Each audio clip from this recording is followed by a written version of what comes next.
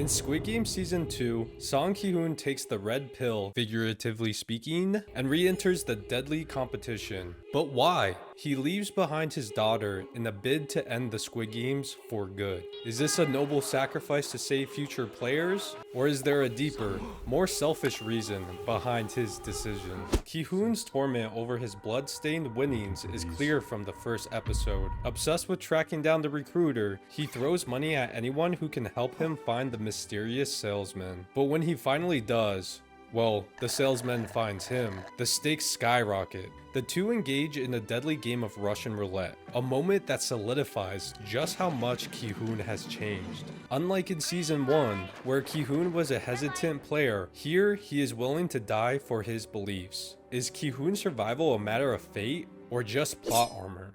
3 years of searching later, Gi-hun finally gets his meeting with the frontman, who picks him up in a limo. Talk about VIP treatment. What's interesting here is how the frontman views Gi-hun. Both are former winners of the Squid Games, yet they've taken completely opposite paths. Gi-hun wants to dismantle the system, while the frontman chose to run it. Rather than just kicking Gi-hun out the limo, the frontman lets him back into the games. Why? Because deep down, he's fascinated by Gi-hun's persistence. He wants to see if Gi-hun truly believes a better world is possible among all this chaos. Oh, Junk Bay's here. Let's make sure to save him. Before we get into red light, green light, the loss of the tracker in Gi-hun's tooth is one of the many things that leads him to his ultimate decision of rebellion. This leads Gi-hun to realize that his plan B is no longer available. The chances of Dwong and his squad finding Gi-hun are closer to zero. Dwong's also been equally trying to find this island for 3 years now. This is the point where hope is fading for Gi-hun, because now he's like, oh shit, I gotta play the games all over again. He now has to formulate a plan C to save the players and stop the Squid Games by himself. The first game is a replay of the infamous red light, green light. But this time, Gi-hun knows what's coming. He warns the other players, but few believe him, until the first casualty falls. When panic subsides, he takes charge, leading players in a line formation to minimize deaths. The frontman, watching from his villainous lair, is clearly intrigued. While Gi-hun can't save everyone, his actions make a tangible difference. A direct comparison of the player count between Season 1 and Season 2 shows how many more survived thanks to Gi-hun's leadership. Even with just 30 seconds left, Gi-hun risks it all to save player 444, who unfortunately breaks the rules anyway. But hey, Gi-hun deserves a W for trying. W! After red light, green light, Gi-hun requests a vote to end the Squid Games, just like Sang-woo in the previous season. To encourage players to continue playing, the guards explain to them how much cash they can actually earn. Oh my god, so much money. But this season introduces a major change. Players can vote to end the games after every round. This system was put in place by the frontman himself, and it's a genius psychological move. It allows Gi-hun the opportunity to prove that people can change. But at the same time, it gives the frontman a way to prove his own cynical view. That when given a choice, people will still choose greed. In-ho even becomes the deciding vote at one point, countering Gi-hun's moral stance with cold logic. Half the players want to stay, proving that not everyone shares Gi-hun's idealism. This forces Gi-hun to question his own beliefs about fairness and free will. After the voting, In-ho squads up and asks Gi-hun if he can help them win the games. Right here is the first face-to-face interaction between Gi-hun and In-ho. It's interesting to see how In-ho interacts with Gi-hun. He wants to understand Gi-hun's perspectives of the games. This is where In-ho's plan comes into play, which is to get close to Gi-hun. Later, after ditching the squad, In-ho confronts Gi-hun on why he decided to come back to the games. This confrontation led to a back and forth on different ways of thinking about winning the games. Gi-hun stands on his belief about the games and pushes back In-ho's ideals. Hey, new character unlocked. He's in the Marines too. Quick, In-ho, kick his ass. This scene is fast and intense and highlights In-ho's perspective. In-ho runs on discipline and control, and in this exact scene, he does exactly that. You can see it alone in his eyes.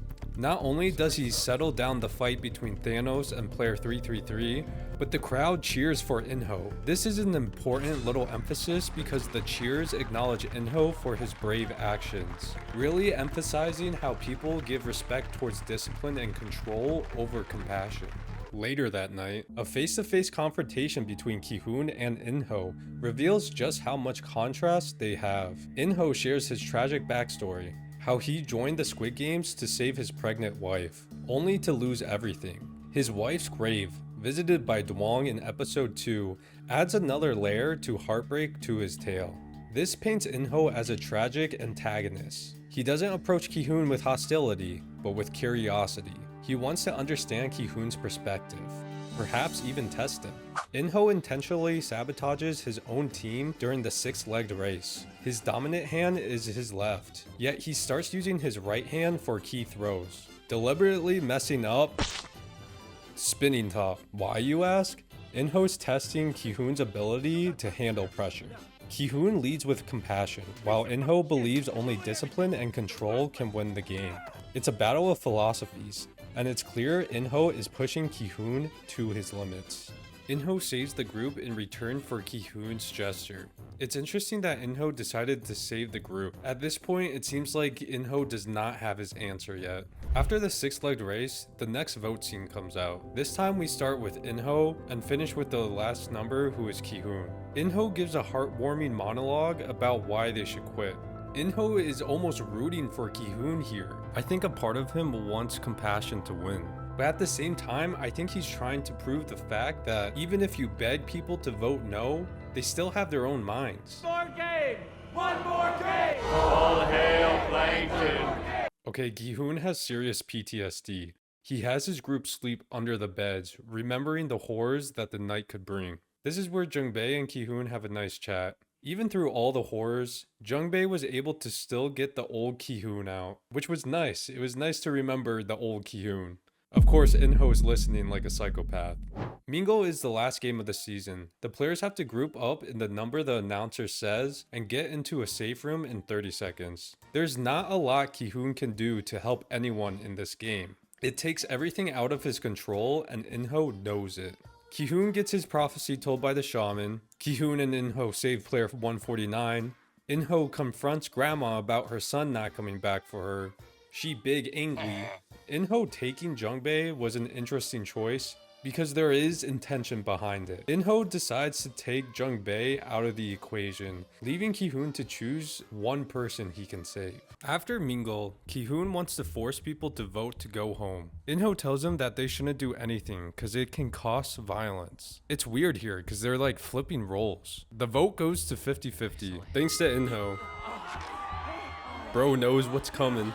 Gi-hun, fully aware of an upcoming fight night, decides to only warn his group. His plan? Hide and fight the guards. But wait, this completely contradicts his initial plan of saving everyone. His focus shifts from saving players to outright ending the games, even if that means violence. When In-ho calls him out, the moral gray area deepens. To Gi-hun, killing the guards is justified because they're the bad guys. But he doesn't realize that the workers are also victims of harsh realities, just like him. His black and white thinking starts to crack, leading to a major shift in his character arc. By the end of the season, Gi-hun watches as In-ho executes Jung-bae right in front of him. With his rebellion seemingly crushed, what's next? The big question? Will In-ho throw Gi-hun back into the games and force another vote? With the introduction of a new game structure, could we be looking at an entirely different kind of competition next season? Perhaps one that challenges not just survival skills, but ideology. What do you think will happen between Gi-hun and the Frontman in Squid Game Season 3? Let me know in the comments below.